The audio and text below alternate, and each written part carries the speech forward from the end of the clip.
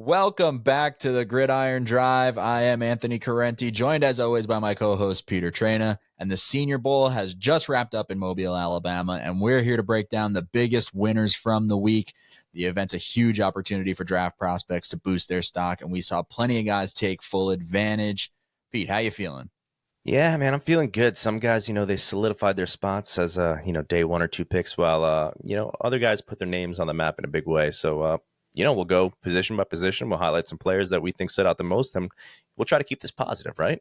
Yeah, I think except for the quarterbacks, right? Except for the quarterbacks. We're going to try and keep it largely positive. If you're a fan of the Senior Bowl, if you're a fan of the NFL draft, if you love off-season NFL content, make sure you hit the subscribe button. We got plenty more coming your way as the NFL draft approaches. You're not going to want to miss out. Like Pete said, we're going to hit all the position groups, try and keep it positive, but we're going to start with the quarterbacks where, maybe a little bit more tough to do. The big question with the quarterback groups is the biggest winner Quinn Ewers, Texas quarterback in the NFL draft cycle. What do we think, Pete? I would say yes, or somebody who didn't go to the Senior Bowl, right? You would think because listen, I think I'll start with Dylan Gabriel here. I think he arguably had the best week of any quarterback. Showing strong accuracy and poise. Allegedly he had the fastest ball thrown at practice for what it's worth, but that was like 20 miles faster than any throw in game. So, take that with a grain of salt, but said he threw the ball like 70 miles an hour, which is pretty fast for football. But, obviously his small stature remains a concern.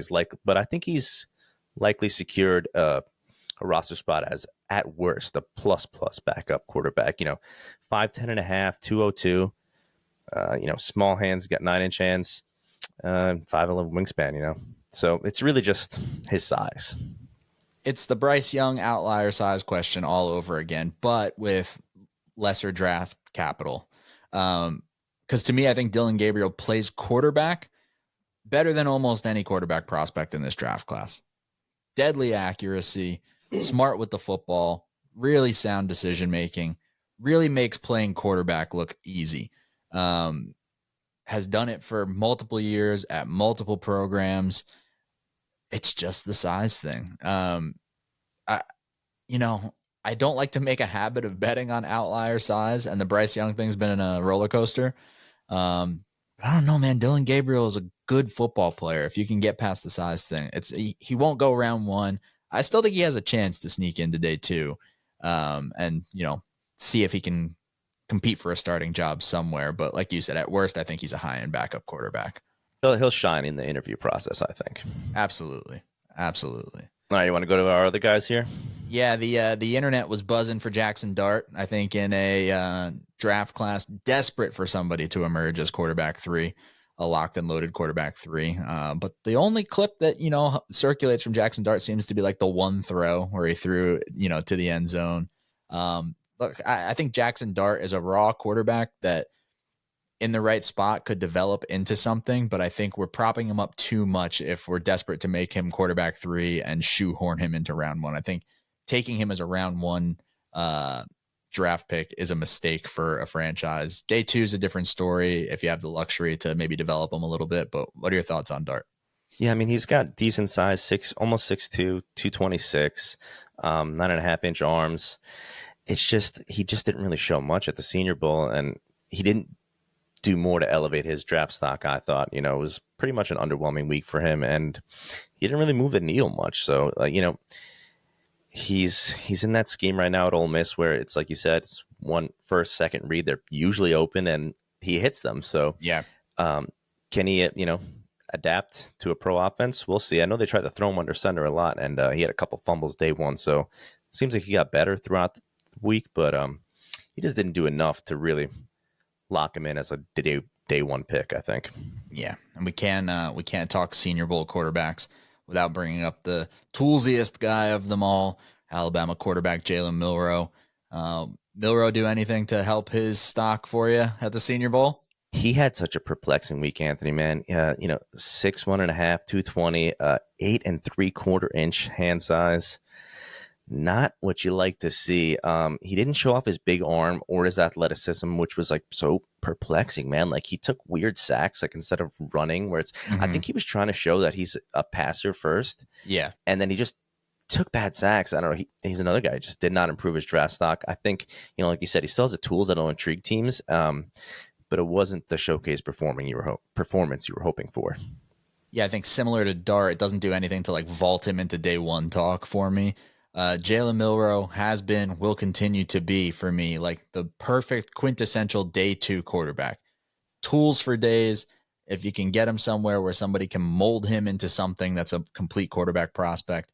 But it is weird. Like his best trait right now is his athleticism, is the running ability, is the escapability. But I agree. I think he wanted to probably show a little bit like, hey, I'm more than just that. But, sometimes showcase what you got, Yeah, and he didn't let especially in it. a weak group. Yeah, and he didn't let anything rip either downfield. Like he's got a big arm, so at least show that. I don't know. He was maybe a little timid. Who knows? Yeah, for sure. All right, let's move on to the skill guys, running backs and wide receivers. We'll start with the running backs. Anybody from this group push themselves into that day two conversation for you? It's a loaded running back class. There's a Yeah. lot of good guys at the Senior Bowl.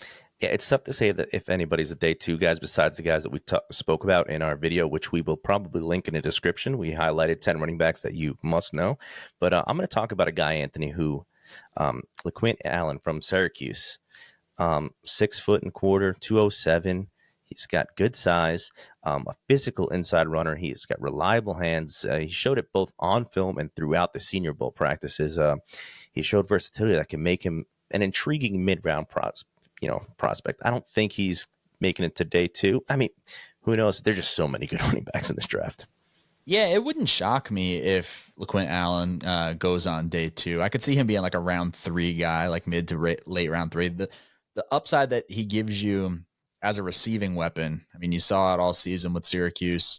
Kind of has some Rashad White vibes, to him, which I think lends itself to today's NFL.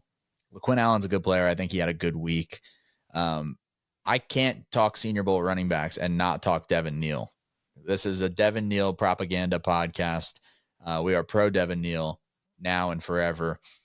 But you love that he measured in 5'11", 215. Mm-hmm. No questions about the size. We've said it before. We said it in the running back video that Pete just mentioned, but it's a guy who's been super productive for the last 3 years. Even as a freshman in 2021, he had 707 yards with 8 touchdowns. But since then, 1,090, 1,280, 1,266, 16 touchdowns on the ground in the last 2 seasons in a row. Devin Neal is locked and loaded as a day two guy for me. I think he's one of the 5 best running backs in this class. I think the production speaks for itself. The tape speaks for itself. A solid all-around running back that can give you a little bit in the passing game too. And I think measuring in at 5'11", 215, great sign. Yeah. Great sign for him. I don't have to add much to that. He's just a great football player. He's just solid, reliable. He's going to make a team very happy. I want to talk about Brashard Smith from SMU, 5'9" and a quarter, 195. So he's just under the threshold that you'd really like to see. But listen, another pass catcher, man. He was smooth, reliable, and showed the kind of receiving skills that teams love to see in today's game. I mean, he put up almost 400, about 350 yards this year. Graded well with all of the PFF metrics. He's an intriguing prospect, I think. Yeah, for sure. And want to highlight Ollie Gordon a little bit. Weird year for Ollie Gordon. Had the DUI coming off the big sophomore year at Oklahoma State where he had 1,700 yards and 21 touchdowns on the ground. Only gives you 880 yards on 190 carries this year. Still 13 touchdowns. It was obviously a disappointing junior season for him. It was kind of a weird week, I think, at Senior Bowl. He measured in at 6'1", 233. Had kind of a lackluster week at practice, it seemed. But then, threw a touchdown in the Senior Bowl game on that trick play and had some nice runs on that drive too. So I don't know that Ollie Gordon really helped himself a ton, but I think showing out a little bit in the game probably helps him a little bit. And still a guy that I wonder if the NFL will value more than consensus really values him right now. Yeah. Big back. He just runs upright, man. And it's just weird, perplexing year this year. So You want to pivot to wide receivers here? Yeah, let's hit the wide receivers. We got a bunch of good ones to talk about. Yeah, let me talk about Jalen Noel, Iowa State. We're gonna talk about a couple of Iowa State guys, I guess, right? Yep. 5'9" and 3/4, 196. Kind of a short king, not too much of a short king, but we still stand him. Mm-hmm. He stood out as a smaller, quick receiver who caught everything thrown his way. He looked polished in his routes and reliable in traffic. This is, I think he's just going to be a nice pickup for someone, probably day 2. Yeah, I think he is probably one of the players who deserves to be talked about more in this pre-draft cycle that isn't getting all the necessary buzz yet. He's a really solid all-around wide receiver. Big fan of his game. I'm going to keep it locked in with a different Jalen. Jalen Royals from Utah State, smaller school guy, right? We don't bank on Utah State or the Mountain West Conference churning out NFL players too often. Measured in at 5'11", 210 pounds. I love that. Solid route runner. I think he's a plus player in yards after catch situations, but he can win at all 3 levels of the field. He played as a freshman at Georgia Military College after being a 0-star recruit. Transferred to Utah State in 2022, didn't do anything, broke out in 2023 where he had 71 catches for 1,080 and 15 touchdowns, had 55 catches for 834 and 6 in 2024.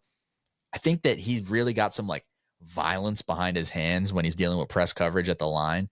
I'm a really big fan of Jalen Royals. I think he's going to be a top 5 wide receiver in the class for me, and see some Brandon Ayuk in his game. Similar measurables, I think similar play style a little bit, so I'm a big fan of Jalen Royals. 3 yards per route run. You like that? You want to see over 2.5, I believe, is like the standard that people like to see. But let me talk about another short king out of the Senior Bowl.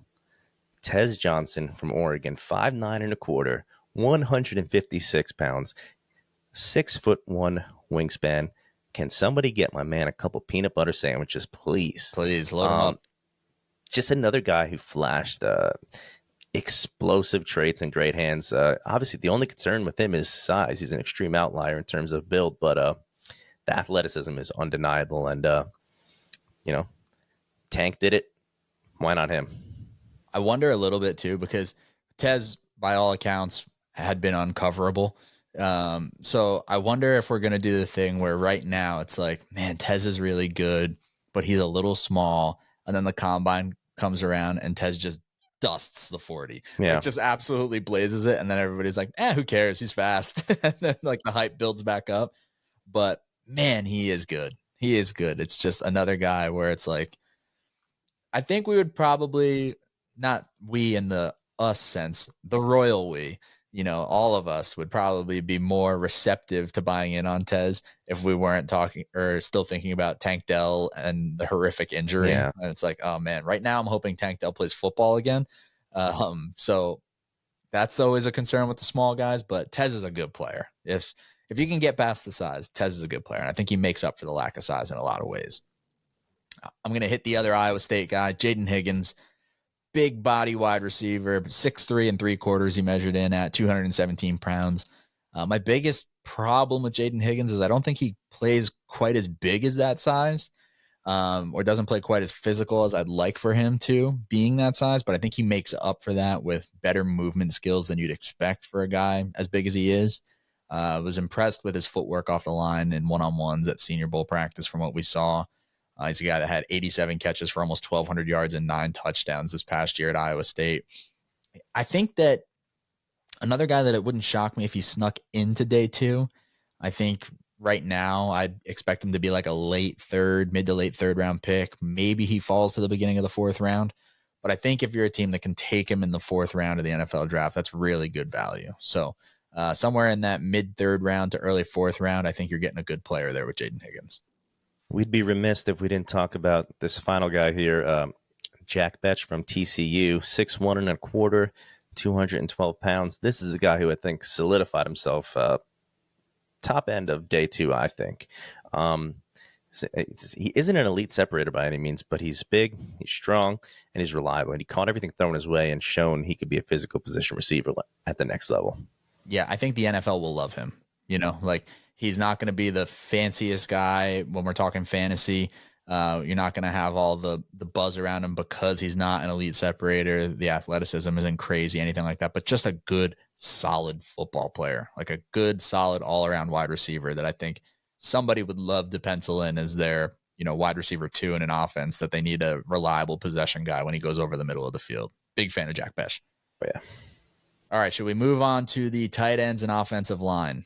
Yeah, let's do it, man. Tight ends, it's a deep tight end class this year. Had some standouts at the Senior Bowl.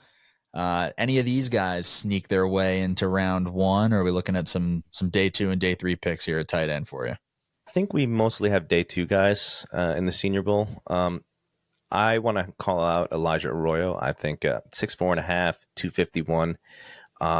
He made himself some serious money this week, I think. Great hands. He moved like a big wide receiver, and the linebackers and safeties all really struggled to cover him. He's got the size and the athleticism to be a mismatch problem. Curious how his medicals come back, because he did have some injury concerns throughout his career, but overall, I think he's going to be a big threat out of the slot year 1 minimum, and then see how he progresses. Yeah, only played 5 games in 2022, 6 games in 2023. Had his big breakout this year at Miami, 35 catches, 590 yards, 7 touchdowns. I like Elijah Arroyo. I think he moves really well, solid pass catching option, that big slot type Y tight end, somebody that you're going to play off the line in the slot a little bit. Mm-hmm.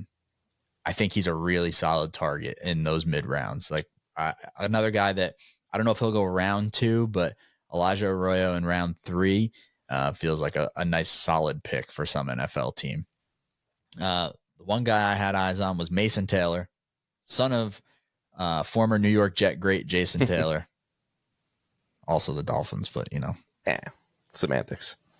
Almost 6'5", 6'4" 7/8", 250 pounds. I think he's still a really solid pass catcher, but to me, he profiles a little bit more multiple than Elijah Arroyo, because I think you could play Mason Taylor closer to the line or in line and still have him be a reliable, solid, like outlet pass catching option. But I think he can give you a little bit more in terms of the run blocking.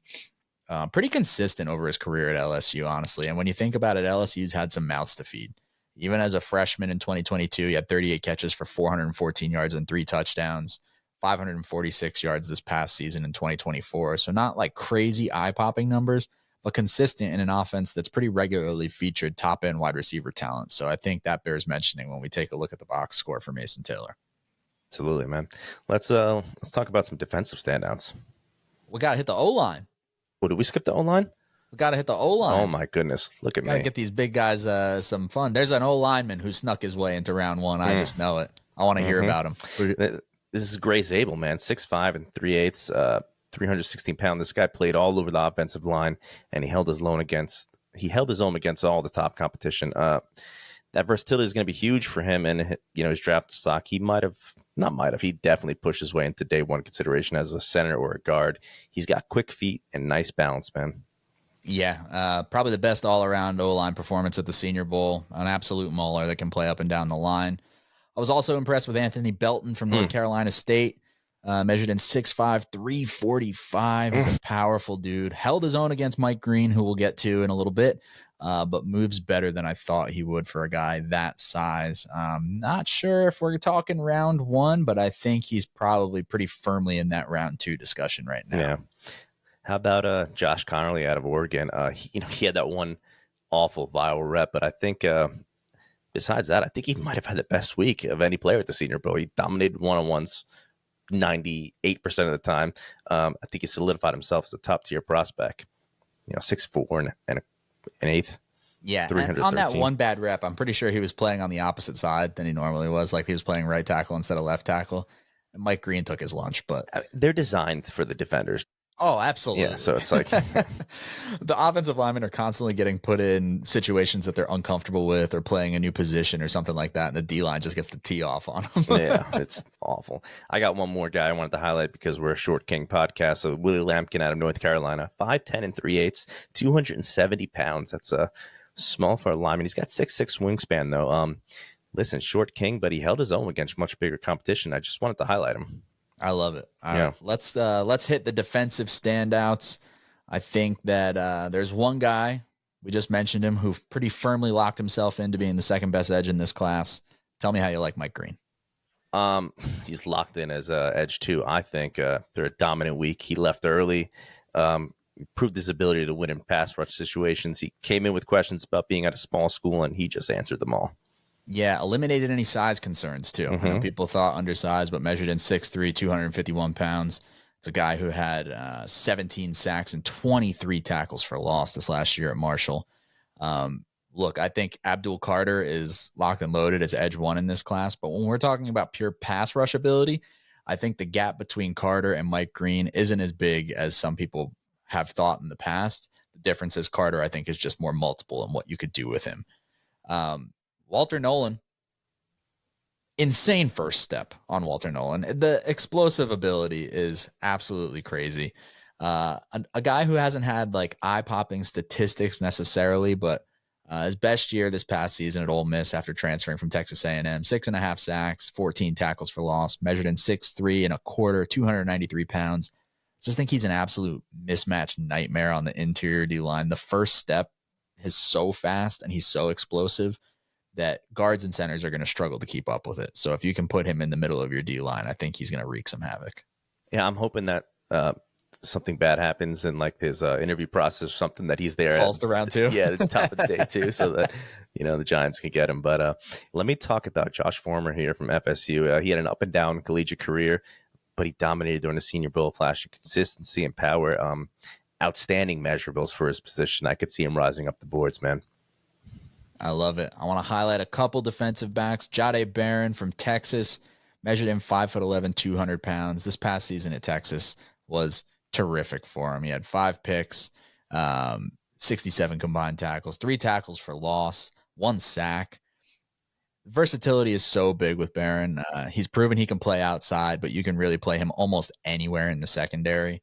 I really think after a solid Senior Bowl week, he could potentially be looking at round 1 draft capital now. Wouldn't shock me at all if he sneaks into round 1, especially with concerns, surrounding like Notre Dame's Benjamin Morrison. If somebody really needs a corner, it wouldn't shock me if they look at Barron.